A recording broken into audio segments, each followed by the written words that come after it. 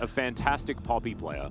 And DRX were able to pick up the Poppy in game number 1, but after the face check and all that sort of stuff, it didn't quite work out. Plus, Juhan didn't really represent himself as, you know, a fantastic Poppy player that we know Pureshik is. As Talia is going to continue to get banned. Of course, it was Lucian, Kalista, and Talia banned away in game number 1. This time, the Talia moves up to the first slot, but still could be the same bans as Zeri is taken away.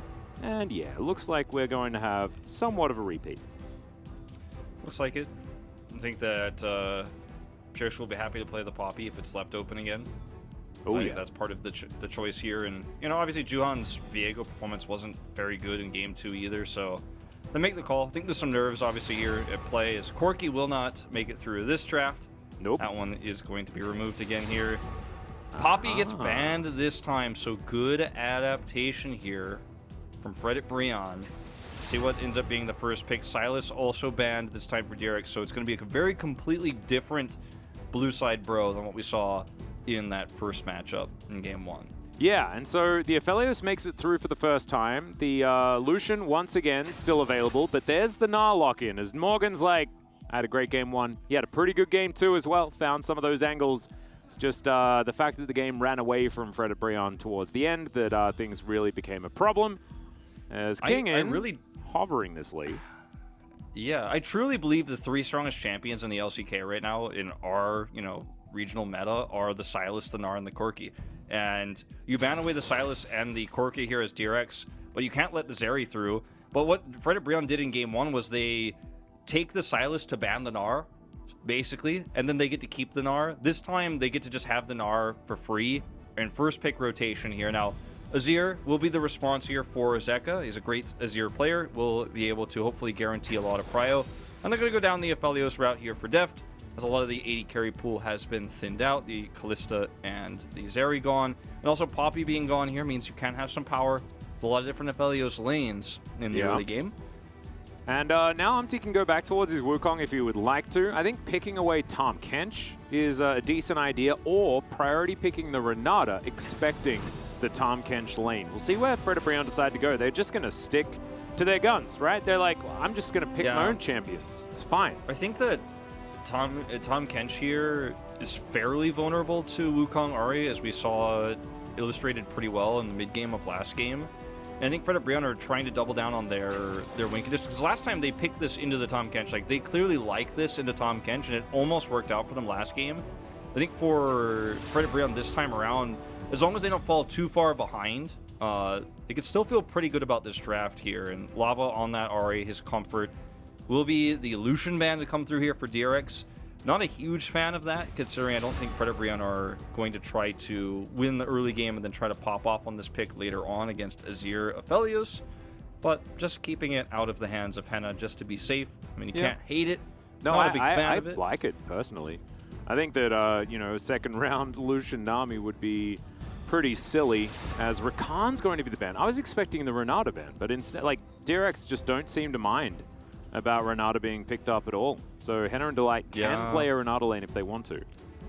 They can also just play Ezreal here. Ezreal Karma coming to mind. Obviously having a lot of range against the Aphelios. The Tahm Kench pick away we could have seen instead of the Ahri could have led to a Jinx lane here for Fredit Brion. That's kind of where I was feeling like Fredit Brion could have taken this draft, as they will remove the Ornn. This could just be a Gangplank angle, though, for Kingin. You have the Gangplank into the Gnar. Again, play it better than game 1, and you don't end up losing out at level 1 with an invade. Feels like a pretty stable option here. Yeah. We'll show the Lee Sin here first, which was already hovered earlier for Pureshik before we decide what that counter pick is going to be. Yeah. Ironically, Lee Sin, the best pick Juhan has had career in the game that he's not playing. Pureshik is playing the Lee Sin. Yep, Pureshik going to come through and go for that Azir Lee Sin combo that we've seen so many times, being able to reposition someone a very long way. As Kai'Sa will be locked in.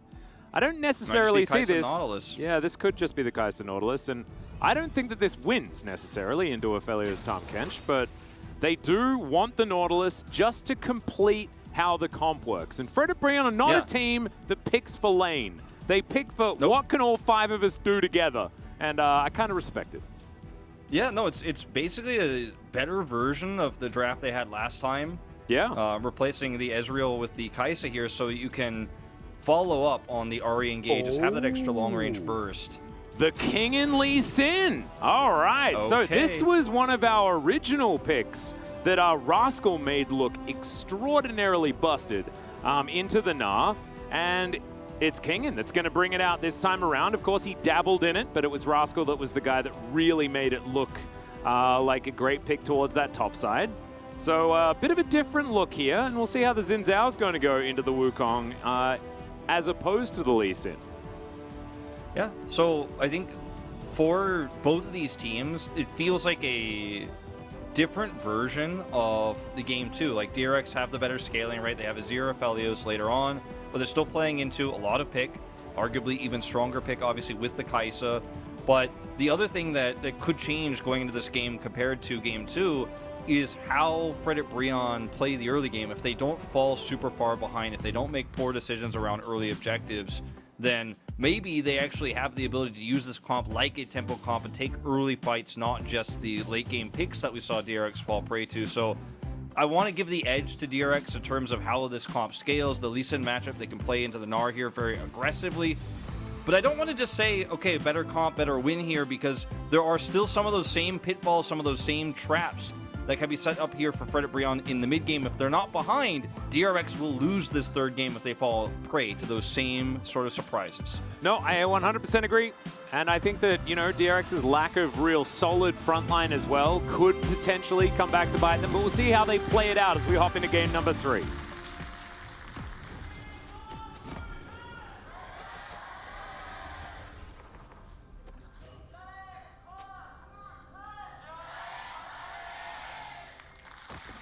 DRX fans pretty loud as they look to see whether DRX can at least pick up one victory this week. Remember, their next match is against the Damwon Kia that are looking for revenge. That is the more difficult matchup, you have to say. But Frederick Brion have kept DRX honest. They took game number 1 after a brilliant level 1. And game number 2 was one where Frederick Brion still had a fair bit of fight in them. And now, these drafts are feeling a little bit less skewed. As far as that, scaling like you were talking about, yes, Azir scales very well, but he doesn't have that ludicrous range that the Corki will have available. Or survivability, yeah. Like, his Emperor's Divide can keep him alive pretty well, but it's not a Valkyrie or a package that, can keep him alive if he ends up getting caught by something like a Wukong. His ult is flashable. There are ways for Umtidao to play on Lava as well. So the laning phase obviously going to be pretty nice for him. Laning phase on the bottom side of the map, pretty good here too. And this Lee Sin flex that ended up going to the top side of the map here, you can see the runes pretty standard.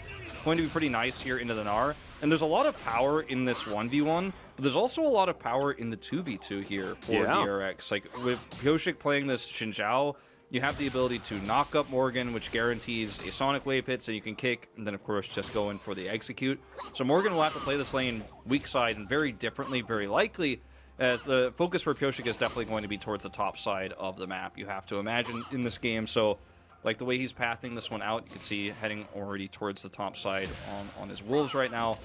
I'm liking how DRX showed the flexibility here, and if we hadn't seen Kingen prove himself so much this season and been he's been a really pop-off player on these strong side matchups that you don't always expect to see Kingen pop off on, like, for example, the Ornn. If we hadn't seen him do that, I would be a little bit worried about this pick because I wouldn't trust that Kingen would be well-versed enough on it in a Game 3 draft like this, but he's shown us otherwise so much this season that I think we just have to trust in this Lee Sin pick for now. Yep, we'll see how it is going to turn out. As you can see, Umti on his blue buff right now, and he's actually looking for an early gank onto King, and he'll get up here first because Pyoshik is going for a full clear, prioritizing, getting as much money from the jungle as possible. So, not going to be the case, though. Umti is actually going to move back towards the mid lane. And with Zeka relatively low, he might be able to pick himself up a flash here. Devastating blow comes through, but Zeka is going to hold on to his flash button. And it's just going to be an equalization of health bar as far as our mid laners are concerned. Yep, there was a ping, a warning ping there in the river as well, and the follow-up could have been there. They just back off. Don't get a flash, but still nice exchange. Bottom side control here for Pyoshik. Oh my goodness, Delight's flashing. Okay, Deft is burning down. Henna tries to find the Q, but he's not going to get there. But Umpty's here, and he'll secure it. Atlas. Oh dear. Man. Like, also, let's just remind everybody that literally, Umpty just hit Path down. And I was about to say these words like, okay, so they're super far up. He passed down. It's okay. Kingen almost gets some extra lethal damage here, but like, he is literally there above them, and they are still pushing. Deft and Barrel are not reacting. They are not respecting. Meanwhile, Umpty is literally down there. They just saw him go down there. Like, where else could he be? And 100%, like, he's going to come down for the gank. They almost don't even need him to get those kills, but he comes over, sweeps it up. And this is just bad communication between Zeka and Deft and Barrel. Or perhaps they really just think with Tom Kitch at the stage, they're still going to be okay. They want to pull that aggression from Umpty bottom side to maybe try to take a top side play they didn't make. This is a huge swing in this early game. Oh, but Henna does have to flash. Gravitum is going to, would have kept him there so that the Abyssal Dive would have connected. So therefore, no flash on the Kai'Sa either after she teleported back to lane. Pyoshik is just going to get flashed on as they're standing on top of that ward, and Pyoshik's going to have to get the heck out of here. Beryl now as well, trying to Abyssally dive his way out, and he does do so as DRX punished once again for some positioning around the map. But they still at least have a flashless Kai'Sa to try and punish here towards the bottom side as they get the crash and now look to exert some pressure elsewhere. Yeah, so Deft, no summoners, Barrel down in exhaust here. Henna, of course, did have to burn his summoners as well. So, you know, we're kind of resetting this lane, but Pyoshik has had to spend a lot of his resources towards the bottom side of the map, so hasn't actually been able to snowball this Lee Sin lane. And, you know, we see how this engage goes. Deft is pushed back here. Of course, does have to flash. But the whole issue here is really just how far up he was in the lane when they knew, or should have known, that Umpty was pathing down there. Maybe just hoping that the Scuttle was going to buy them enough time. I really want to argue this for the bottom 2v2 that had such a good game in Game 2 between Deft and Barrel, but this time kind of an inexcusable positioning there. Yeah. The Lee Sin still ahead on the top side of the map here for Kingen, but the Gnar is going to be way more valuable later on in the game in terms of damage scaling and utility. Obviously, Kingen's always going to be a kick button, which can be very scary, but when you're playing a dive comp as Frederick Brion, you're not that worried about a Lee Sin coming onto you. You're kind of the one who's going to be making the calls to engage, etc. So Kingen not getting the advantage he'd like. He has a 6 advantage. Yeah. Also, you know, does have 11 CS in the lead, as he's going to try and deny as many of these creeps as possible, but that wave is still going to push towards Morgan, who is just trying to hold on as best he can, as, yeah, just hunting for Q after Q after Q to try and get the advantages that Kingen's looking for here in this lane. And so far, weak so side good. Gnar. Yeah, weak side Gnar playing it out right. Kingen gets small advantages here. And obviously would have liked to have a little bit more attention up here, maybe even get a kill onto Morgan, the snowball things, because Morgan is like, yeah, this 20 CS lead you have now is going to be less by this wave crashing through, and then, you know, it's going to be much less important in 10 minutes time and then in 20 minutes time. So Gnar will actually also be able to fight back a lot better once he starts getting some items online, just to obviously itemize towards the plated steel caps to shut down some of that damage for now. Ooh, Pyoshik. Pyoshik's here. Yeah, Wind Becomes Lightning, not going to connect there onto Delight. But I think Fred and Brian are probably kind of okay with how the situation is going. Def did hold the wave, and as you can see, it's in a not great position here. As you can see, Void Seeker is coming through to try and clear out these minions as best they can, but that is going to mean that Deft holds on to a decent CS margin, I think basically from that wave manipulation almost alone. Yeah. Yeah. And so definitely a good thing for DRX. Fred and Brion want to try to set a trap here. Umpty does not have 6 critically, though, so I just don't think this is going to work. You could see he was pathing down to try to punish and look for a 3v3 fight, but without 6, he's just not able to do it. We'll take the Raptors, but this means DRX have prio for this Drake. Zeka has mid prio. Gonna look for a pick instead of starting this Drake up. Yeah, not prioritizing the early dragon whatsoever.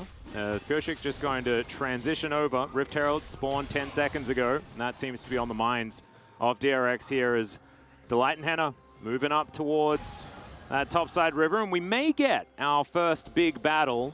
As you can see, that ward that we just panned over got a lot of information here for Fred at Brion. Yeah, she's not going to have this choke point controlled, though. Henna does not have 6, can't engage from far away. This is not a good fight here for Fredit Brion unless they can set up a Charm Cyclone. Yeah, but Morgan's Gnabar is in a great position. Beryl has to devour very early. Delight flashes away, will keep himself alive. Emperor's Divide more defensively rather than offensively, but still, it does do the disengage that they were looking for. Morgan aggressively positioning as that Gnabar is charging up. Q connects there onto Lava, but I don't think Kingen wants to go aggressively onto that one. And now Delight looking for a back, wants to get that health bar up so that he can run through another round of spells against DRX, but I don't know whether he'll be back in time. Yeah, Morgan just not able to get his Gnar here, and I think DRX have basically secured this. Teleport does come through for Lava down to the bottom side of the map, so they're just going to concede the point, try to slow this down, get some extra side laning done here for the Ahri, but I think this is the right call to make as Fredit Brion. You have a very slight lead, obviously, with that first kill going into your pocket. You can stave off this Rift Herald pressure. You don't need to all in and lose a fight here and lose control of the game. And I really respect the patience, as this is the follow-up engage that you really want here as Fredit Brion the Cyclone comes through, but there's Devour, there's Emperor's Divide, all these defensive options here for DRX in these early fights, which is why I was really hoping Fredit Brion wasn't going to try to force this, especially without Gnabar. And I think better of it, they do, of course, try the fight, doesn't work out, they give Herald. Yep. You just saw as well that Delight sidestepping that Sonic Wave is the only reason why no one died in that exchange. He would have definitely been dead there. Could have been a kick option for Kingen as well if he had have got the execute on the Nautilus and then kicked back a priority target. It could have been a big swing for DRX. So lucky for Fredit Brion fans that that doesn't happen, but still, everything is working in DRX's favor for now, especially considering, you know, the Aphelios Azir angles. We're still going to have to see them make good decisions as this game goes on, because Fredit Brion, it's like game number 2. Like, they have a comp that you press all of your R buttons and hope that they line up right, as that is a flash charm, and Henna's here as well. Lava secures the kill, and Deft just overstepping one more time. No heal, no flash, doesn't use him, as I think he just knew he was dead. Yeah, and he 100% was, even if he flashes there, I think. It's just too quick. The reaction time, you know, even if you have it, isn't going to be enough to save you. There's just so much burst damage. The charm goes through. He doesn't have cleanse. If he has cleanse, you know, different story, but he's running flash heal. As Morgan is like, yeah, come at me, bro. Yeah. This matchup here on the top side is getting better and better for the Gnar, as we pointed out earlier, starting to actually be able to trade really nicely here against Kingen despite the CS deficit. And Lava, once again, sets up a play, sets up a kill here. The follow-up damage Henna has is going for the Kraken Slayer. Has it early here. Means they have so much damage at this stage of the game. A lot of the gold lead is going to be shored up, of course, by this Rift Herald crash here. Yeah. But Fredit Brion, if they put their money on these carries again, remember last time they had a much bigger deficit than this, and we're still able to set up really nice picks. They have, at the moment, a slight gold lead. In fact, a 2-kill lead. Okay. And it's moments like this that you can just bet that Fredit Brion are going to be able to pull the trigger on. And this is unlike Fredit Brion of Spring, where they were just super passive and slow and scaling. They're being aggressive. They're looking for picks. They're finding them. And after watching this pick here, watching last game, you know, it's believable. It feels feasible that Fredit Brion could actually just continue to get picks all game long. They have a slight, very tiny advantage at the moment. But really, it's about DRX playing safer here, because a few more picks like this, and then suddenly, Fredit Brion are in full control. Yep, DRX need to rely on Beryl a lot in these moments as well, because as soon as Fredit Brion do go for their engages, a lot of it is single target. Of course, Morgan notwithstanding, as well as the Cyclone, but if a charm connects, right, and they use that as an engage option, if they go in with a depth charge or something like that, then a lot of this CC can be waited out, Devour can be used, and then DRX can go for that re-engage or the disengage. Whatever they would like to do. Of course, they have so many different options when it comes to... They even have kick. Yeah, they have kick. They also have the Crescent Guard from Pyoshik as well to, once again, manipulate the battlefield and the Emperor's Divide. So there are a lot of ways for DRX to counter-engage against Fredit Brion if things can work out, but bros still need to go for these big engages, because there is only a Devour for one person. So when Cyclone gets multiple knockups, when Morgan finds multiple people and smacks them into the wall, then Beryl's going to be like, well, who do I prioritize? Which kid do I choose? You know, and it's not about having favorites here. Sometimes you need you need everyone to be all right. It's a fine line that DRX have to walk in terms of being grouped as 5 on objectives, but not too grouped to where the Gnar is going to get a lot of value. Obviously, the Cyclone is going to get a lot of value. So they have to make sure that no one is isolated, no one is out farming too far forward, like Deft has been caught doing twice now this game. They need to protect him. Like you said, Barrel needs to be there, but he also needs to be staving off pressure elsewhere. So, again, it's a fine line to walk, and it's a complicated comp to execute when Fred at Breon are nonstop pulling the trigger and actually skill checking you every 5 seconds, which it feels like is happening this game. Yeah. So, this is also, again, the Gnar matchup turning. And I said, like, yeah, Kingen, he didn't get as ahead as he wanted to because Piotrek had to be bottom side, and that's just been so true. Like, yeah, he has a 200 gold lead, but didn't get any kills, couldn't snowball this lane, and now side laning is also slightly becoming a problem here for Fred at Breon because they're going to have to deal with Gnar, they're going to have to deal with Ahri, who can side lane extremely well, can escape any gank attempts while she's out there doing so. I feel like Fred at Breon, I mean, this game is as even as it could get, and we all favor DRX because they have the scaling comp, and they're the stronger team. But I'm just laying out the ways this goes badly. I just watched game 2, and I'm kind of like still nervous for DRX here. No, I agree, and I also think that there is a ease of execution factor that we need to put in there as well. I mean, Fred at Breon's comp is definitely much easier to utilize. Outside of all that communication with Devours and things like that DRX have to go through. There's also the fact that like Bro gets a pick and there's no barrel there. Like, then Henna's on top of them. You've likely got Umpty waiting in the wings. His positioning, as far as flanks have been concerned, has been fantastic so far this series.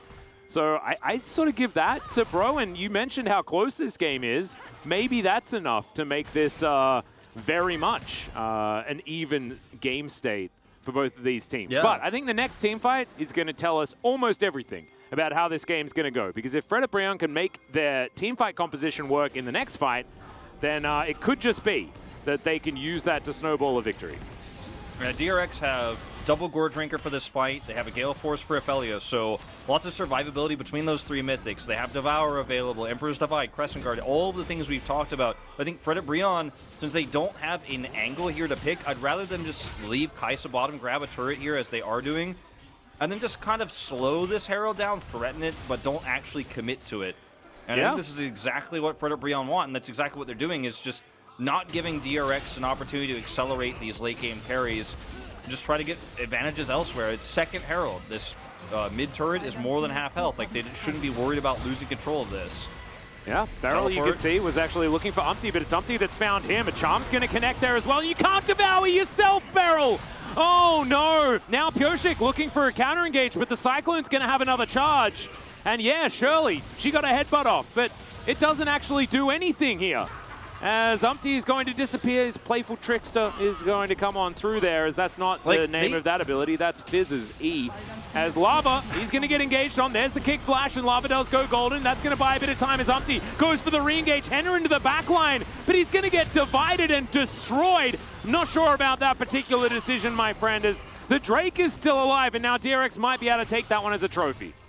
Yeah, they need to take this one, because without that, I still think this is a superior trade for Fred at Breon. One small mistake here ends up leading, from Lava's position, ends up leading to Henna's death.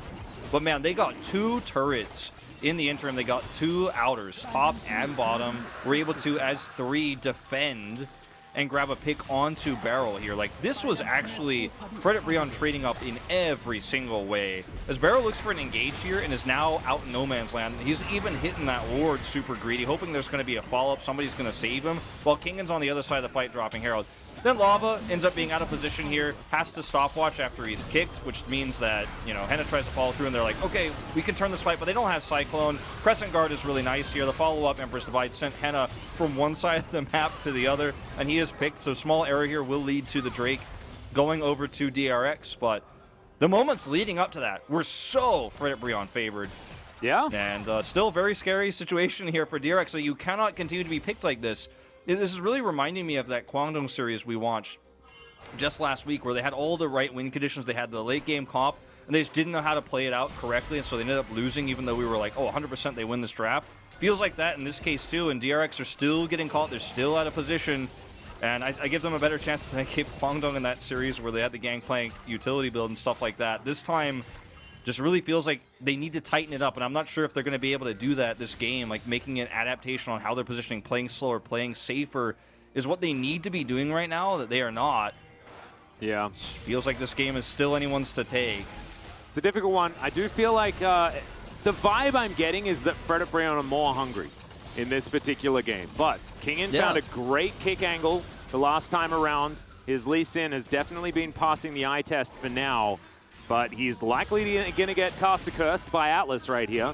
But no, they're not going to close in. Thank you very much, Fred and Brion, for not making me look like an absolute jerk there.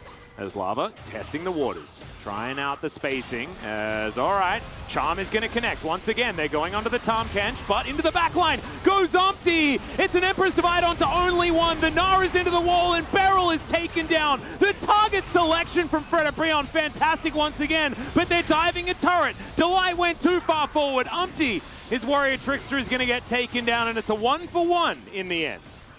I mean, Fred and Brion, they want to push this advantage super hard. They want to take this and say, I don't want just Beryl. I want actually Zeka. I want Deft. I want multiple kills. I want to keep this advantage so big that DRX can't come back. But they overextend here. They end up losing Delight. DRX getting some extra gold back. And, you know, a 1,000 gold lead here is not enough to say, okay, I feel really good about Fred and Brion's chances to close this one out, especially when the follow-up engages have been so sloppy.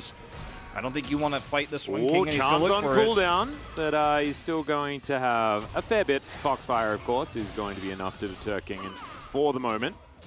As Morgan comes down towards the bottom side. Everfrost, Zonia is like, I was really worried for a second there.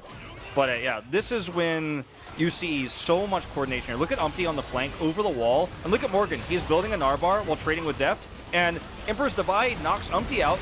But Morgan's got this choke point locked down. Zeka is not hit critically by that Gnar. If he is hit, this is actually a kill onto him, and they don't dive the turret. They don't end up losing Delight. So just barely escaped there. The flash there on the Azir. Zeka gets out with his life. But man, Fred and Brion are just so good at setting up these fights and forcing them. And in the past, when we run this composition, you know, Ahri without a Viego, Gnar with a Kai'Sa, like, very few teams have been able to pull this off so much so that we're like, ooh, we don't really like Ahri right now. But Fred and Brion, they are really pushing the envelope. Now, still, DRX grab a turret here, have Baron control right now, still have the better scaling comp. But I just want to give credit where it's due here for Fred and Brion with how well they are setting up these fights. No, I agree, 100%. Beryl also has just been picked off, and you can see Fred and Brion want to deny the value that you can get from the Devour. And with the amount of AoE CC that they have available, as well as very deliberate pick CC from a couple of the members as well, it means that they can just decide to kill Tahm Kench first, and then these team fights are looking so much better. But DRX, I haven't really seen a fight on their terms just yet. Yeah. Some of the Emperor's Divides have been good, but oftentimes it's just hitting Umpty and his clone, right? And sometimes to a play-by-play commentator, they look exciting, but that is just 2 Wukongs, when really there's just 1 Wukong in the game. That's not the high value that it can necessarily get. As Kingen here towards the bottom side should be able to take this turret for himself, and DRX should be able to get themselves back to gold parity. For me, the Emperor's Divides have been really good at keeping Zeka alive and setting up for longer fights for DRX, but after the Emperor's Divide protects DRX, after the Devour protects DRX, Beryl doesn't die, then they have a great front line for the carries to actually damage Zeka's autos. Yeah, Umpty going in yet again, but he's taking a lot of damage. Lava hunting for a charm as Beryl still sitting at 50% as now DRX on the re-engage. But Morgan, he's got other things to say. The Devour going to be used onto the Xin Zhao, but Beryl is down so extraordinarily low. Kingen diving into the back line, but immediately he's going to get CC'd, and 2 have already been picked off. The Emperor's Divide secures 2. The bottom lane has been taken out, and DRX have outlasted them this time.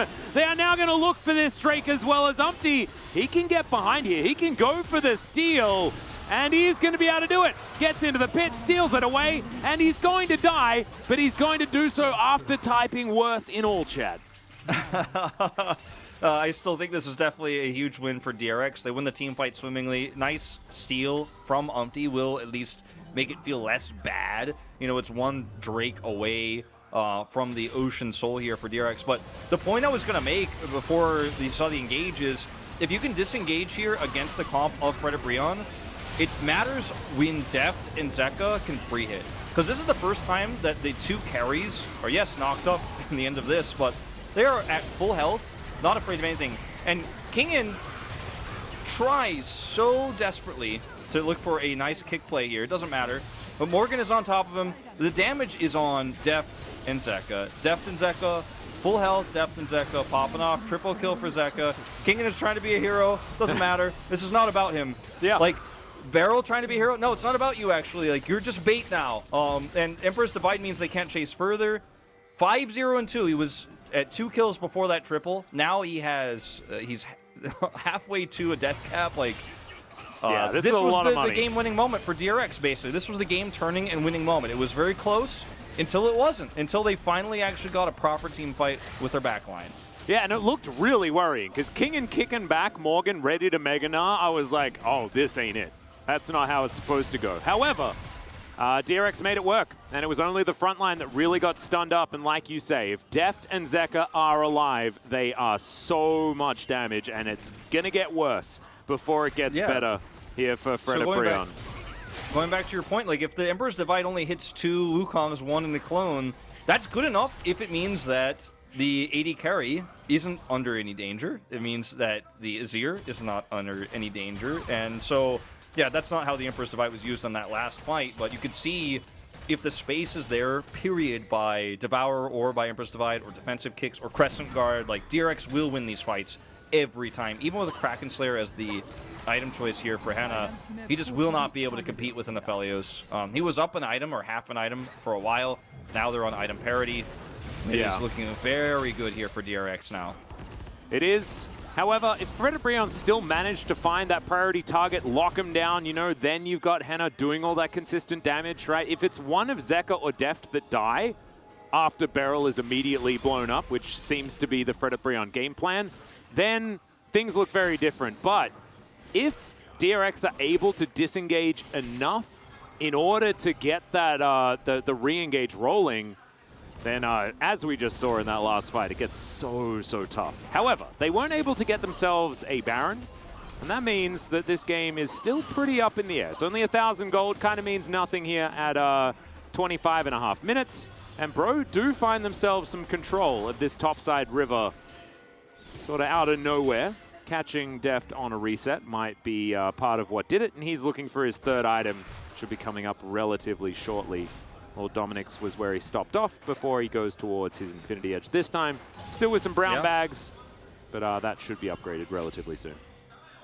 The ways in which Fred Brion win fights and get picks against all of this disengage are much stronger in the early mid because there isn't enough damage to punish them. So even an Ahri who gets a charm forward in this game state onto even an Azir, the follow-up damage from Deft and then Zeka once he gets out of the charm, he's so strong that he'll be burst down. The same can be true of a Kai'Sa. Kai'Sa ults, there is no cancel button. There's no, I'm getting out of this. Like, you ult in as Kai'Sa, you will be exploded by all the damage here at DRX. All of the disengage tools on Umpty, the kicks, etc. We've talked about it a million times. I'm not going to list all of them. This time you have the damage to follow it up at least. Deft has no idea. This is very dangerous. The hook is going to come through. The Devour is going to be there as Deft had to Beryl had to flash for it. Emperor's Divide comes through as Deft stays alive for way too long as Umpty is trying to get himself out of there. Lava to do the same as Kingen flashes forward immediately, picks up the 2 low health targets. Beryl is taking a lot of damage. He'll get gnarred into the wall, but Morgan is going to get taken down as well. It's a triple kill for Kingen on the follow-up, and I guess Deft was just bait. I mean, he certainly was in this case. Fred Brion committed so hard to this, and they had a nice angle. They had a nice idea. Zumpty does not have flash. He is not going to look to try to steal smite this one away. Look, I mean, the ways in which Fred Brion need to win this game are based on picks like this one, but they're doing it on the enemy side of the map, so deep into the jungle that the response time there for DRX is so fast. They can get over and punish so quickly. As we're going to watch this Baron go down to its dregs and actually be completed before we go into the replay. But watch how far into the jungle they are. Look at the mid lane. They know that Zeka is here very close by, and they still hard commit to this. So much CC has to be used. He's so tanky here with the damage, and this is what I was talking about. When you're a 2-3 item Aphelios, or 2.5 item, I guess, in this case, look at the health bars of Fred Brion. He dies, but he kills everybody's health bars down to half while he does so. And then suddenly Zeka shows up and he's like, well, I'm also a lot of damage. And these types of picks don't work out as well when the carries can actually just turn around and take your health bars half, as we saw there from Deft. And also, they were fighting into a brush that was control warded by DRX. Like, Fred and Brion weren't able to get any sort of control in that area, but I think Kingen was just an absolute hero in that moment. Like, if he doesn't manage to find the backline there, then that's just Fred and Brion finding a pick and forcing a reset and possibly just getting themselves a Baron. Like, this was very, very close to disaster for DRX. Yeah, for sure. As Kingen has a hero play. They got a ward, so it's fine. He's playing Lee Sin jungle as a top laner. He's just going to take out the Drake. He's going to put DRX one step closer to that soul. Oh, Kingen's completely seen here. And Wukong is still in the fog of war. Deft, as long as he doesn't get isolated here, they still are in a nice position. DRX not really in danger. That Emperor's Divide was so well timed. Zeka knew. He must have known that it was a possibility as Henna's going to get knocked back. He does go golden as Fred and Brion trying to regroup, reconnect. Kingen just going to kick him in the head though, and Deft has the follow-up damage. The Aphelios completely untouched in this fight as Zeka is fighting Morgan, and I just don't think the Lord is going to... Oh, never mind. He flashes, he crushes, and picks up the shutdown. Morgan, the god, is going to be able to salvage at least one part of this fight. Yeah, one part of it, but it's a 1 for 3, and DRX trade up so much money here on their carry. Zeka grabs a 6th kill here, and we'll be able to put together a Zhonya's very soon. I mean, right now, DRX are frustrated by the fact that there's no game-winning objective on the map for them to take with the amount of power and control they have. They had the Baron buff, obviously trying to set up for this fight, and you can see there's just no realistic way to actually stop all the disengage. And Zeka's like, cool, I got Emperor's Divide. And he just waits for Henna to come on top of him. I think that's somewhat of a coincidence. I don't think he perfectly timed this. By the way, the response is the same. Yeah. The response is the same. Like, and the timing you're looking for as the Kai'Sa is to go in exactly with the Wukong, and he just unfortunately gets bopped there. And this could have looked different without Zeka here, but at the end of the day, it's really a team fight that's won by all engaged tools being used on, or two of your biggest ones being used on a champion who could just self-peel and has so much damage at the stage. As you watch him stopwatch here, had that available for the dive onto himself as well, so he was never really in any danger. But because he used it at this point, he did seal his fate against this Gnar. I don't quite know what he said, but I imagine it was pretty funny. I didn't catch it either. But yeah, either way, he does go down. He's having a laugh about it because he knows that was a team fight that was essentially won by his self-peel, regardless of him dying at the end of it. Yep, and also, I judging by his reaction time, I think DRX must have had an inkling as to the fact that Umpty was capable of flanking them at that particular point in time. As you can see now, DRX going to move to about a 4,000 gold advantage, but still things are pretty dark towards the north. As Kingen is looking for a bit of a back timing. He will go back, but I believe Fred and Brion know that the Lee Sin isn't in the area. Picks up a stone plate, interestingly enough, so it's going to be pretty tanky as he gets towards that back line. Yeah, he just wants to be able to live through all of the CC and damage so he can threaten, but also defensively be... Like, with the Sterox, the Gore Drinker, and the stone plate, if he's charmed, if he's caught, like Beryl has been caught many times, he will live to tell the tale and then can pick out whoever's on top of him, so it's just another guarantee that he'll be a peel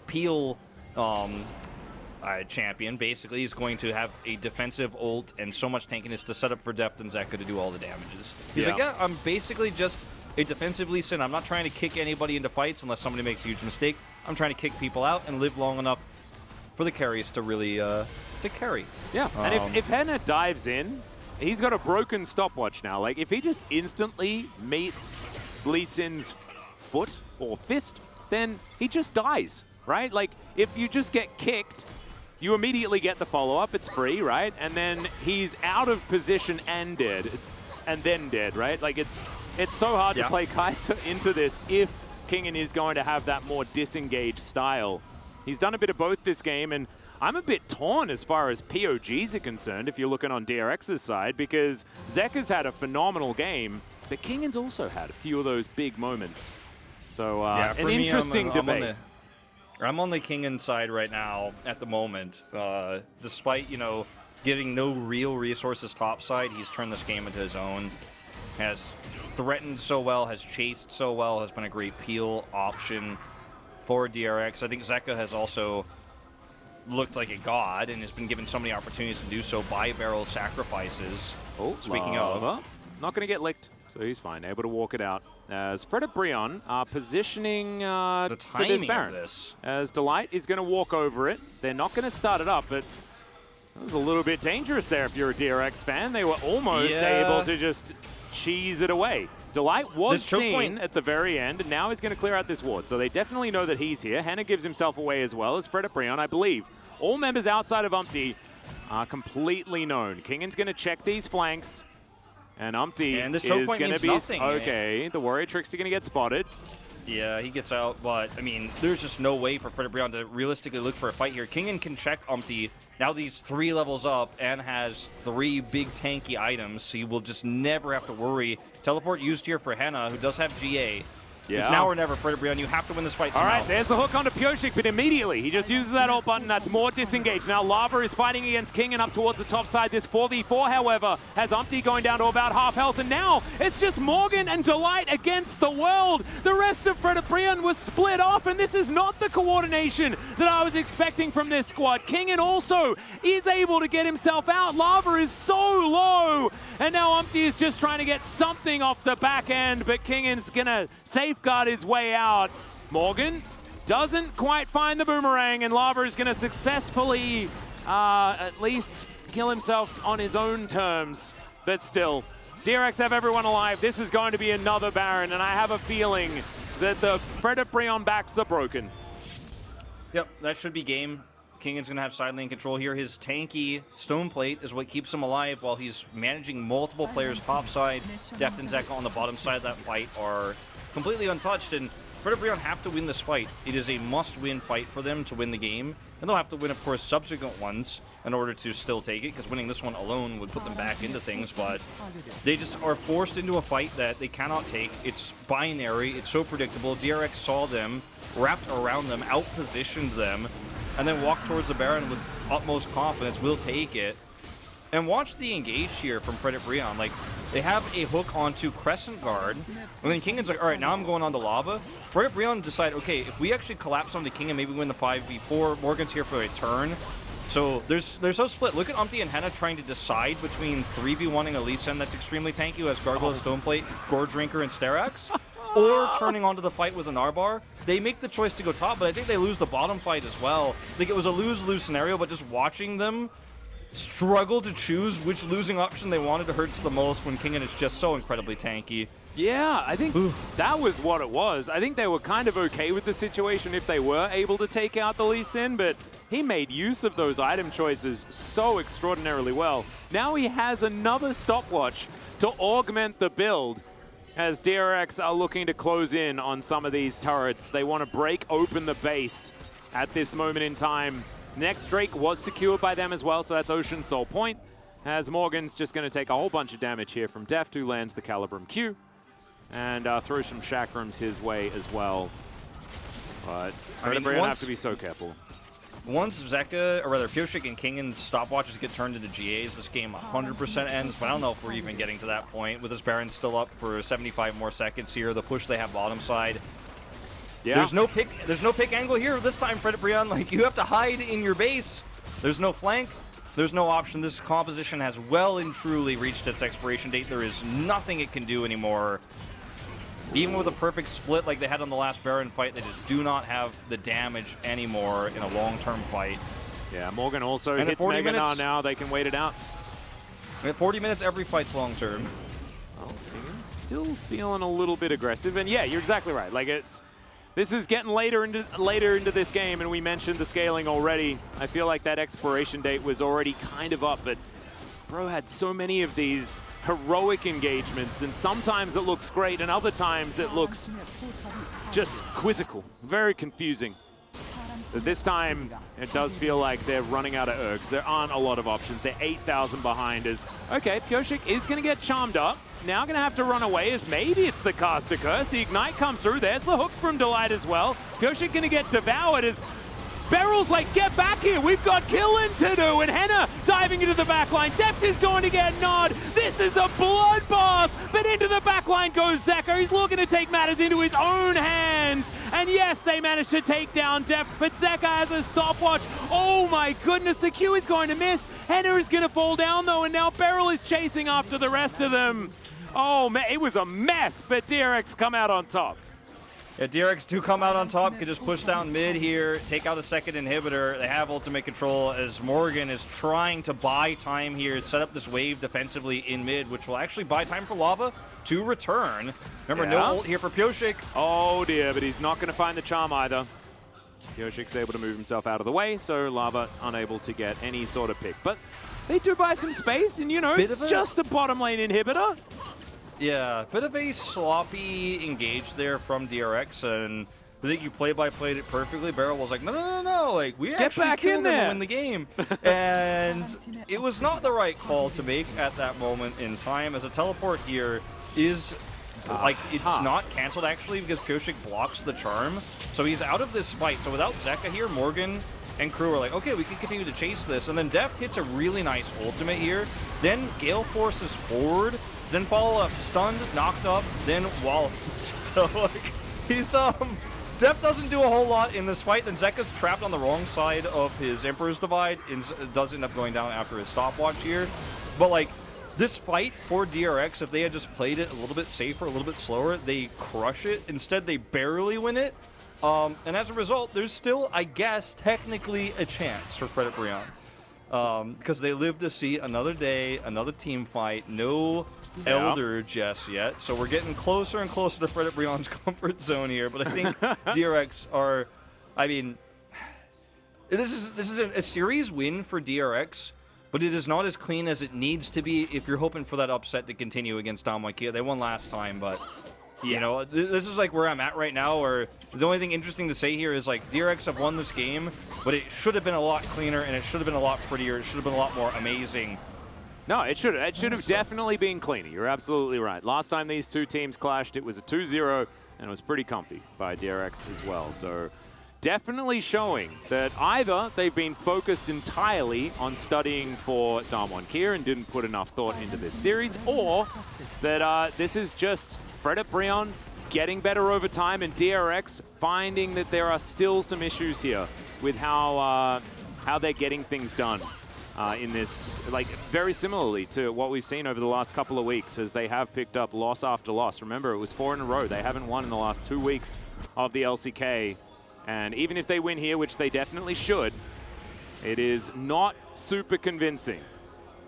As Fredit Brion are inside this Baron Pit as it spawns, and DRX are unable to get too much positional advantage. Control Wood in the back of the pit, though, gives them full information. King has GA, and he's on the edge. Yeah, exactly, but a hook is going to come through here. Delight going down extraordinarily low, as into the backline goes Henna. His Emperor's divided, though, and taken down by Deft. Oh no, the Henna overstep has happened once again as the Devourer is used onto Deft. He has a huge shield, and DRX should be able to wipe them out here. Morgan, he's been heroic for Fredit Brion, but he's the last man standing, and he cannot do it alone. Ace comes through, and DRX will win this game. Zeka teleports bottom, and that is going to be the end of this series. Again, tonight is supposed to be the barometer, the temperature gauge between DRX and Damwon Kia, both the favorites in their series. We'll see if Damwon Kia has the same struggles against Nongshim later on. But DRX, they won it. They played the scaling comps. They are able to take out the